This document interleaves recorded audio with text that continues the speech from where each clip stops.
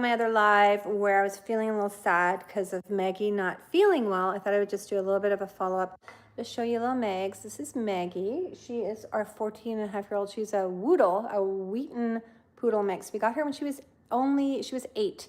She was rehomed, came from a loving guy who got divorced and got a new girlfriend whose dogs would fight her. She's so little, but they would kind of beat her up. So he rehomed her, and we ended up getting her. A bunch of people on Facebook were tagging us going, this Wheaton needs a home, because we already had this one, the child. This is Ben. He is like, I think he's around 9 now. We had him, and he was about 2.5, and everyone was tagging me going, you need to take her. So we ended up getting Maggie. But if you watch my previous live, I'll just go over here so it's not quite so bright. I was a little bit emotional because we've been going through some stuff with her where she has not been doing very well. She has been throwing up a lot, just everything, like, kind of fluey coming out of, I'm not trying to be gross here, but like not keeping anything in. Let's just put it that way. So we weren't sure if we were moving to a place where we were going to have to put her down. We were like, it was pretty emotional. And, she's kind of throwing up at least once every 24 hours. There was a stage there was about 2 days where it was like everything was coming out, even water.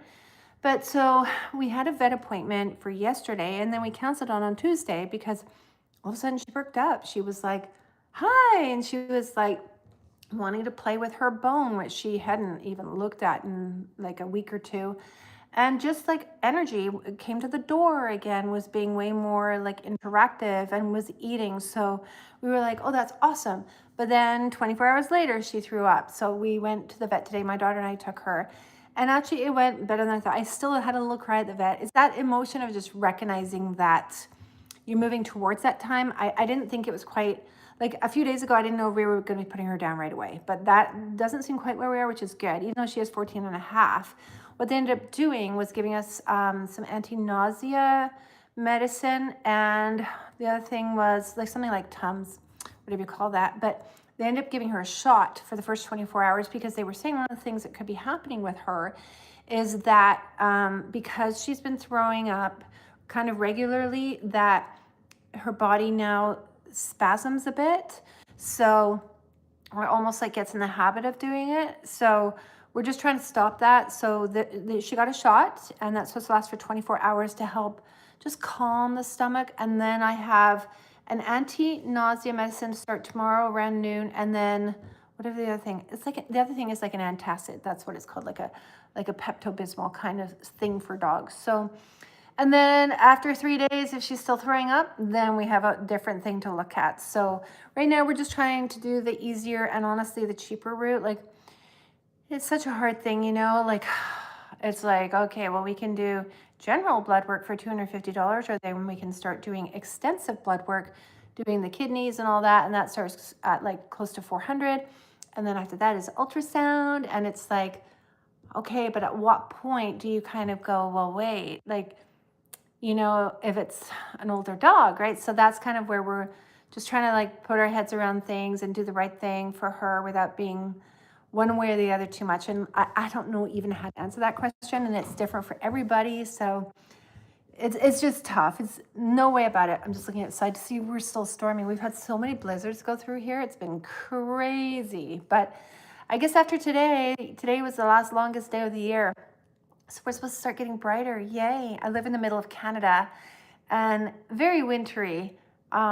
Very cold today, like extreme weather. But as we've all been watching, the weather over the whole U.S. has been insane. All down the East Coast and like the middle, at least where I live, like we're used to this. And we have the snow tires, we have the snow clearing equipment, we have the heavy coats with boots. Like, we kind of live in the middle of the prairies, the cold prairies. So when it comes, we have everything we need. I feel bad for all the people down in the States that are getting the big storms and can't even imagine like how they're dealing with it. We lived in Seattle for a couple of years, and this was like 20 years ago, but like I had none of that kind of stuff. So for some of those places, I'm sure they just don't even have like the heavy clothing needed for it. But yeah, other than that, everything's going well. What else am I up to?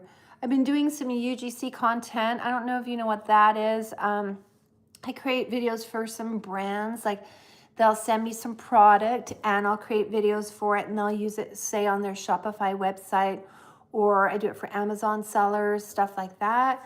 I've been doing a little bit of voiceover this week. I do some work. I do both audiobooks and straight voiceover work. So I've been doing some of that. January is usually a little bit slower. So enjoying the time off because we just got back from Mexico. When did we get back from Mexico? Like last week. So just kind of gearing back up, paying off some of those Christmas bills.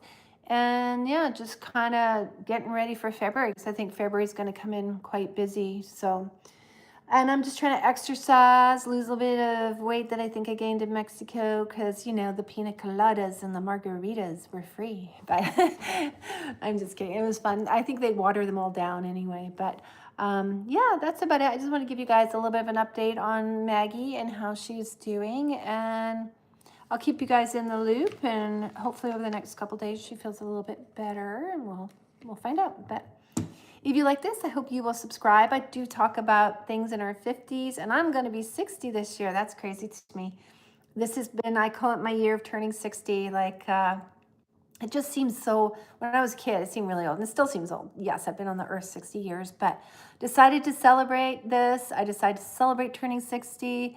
I think it's amazing I'm turning 60 now. I think it's great that I've lived this long and I have things to give. I have a granddaughter, a 1-year-old granddaughter. And I decided to celebrate, hopefully, by running a half marathon. So I haven't run a lot yet. I have to get going. So I'm not sure if I'm going to run. There's 2 half marathons. I was thinking about running the one in May, or there's another one in September. I was thinking about running both. We'll see. I will for sure hopefully run the one in September. We'll just see how much training I get in between now and then. But anyway, that's it for now, and I'll see you guys in the next video. Thanks for hanging out with me.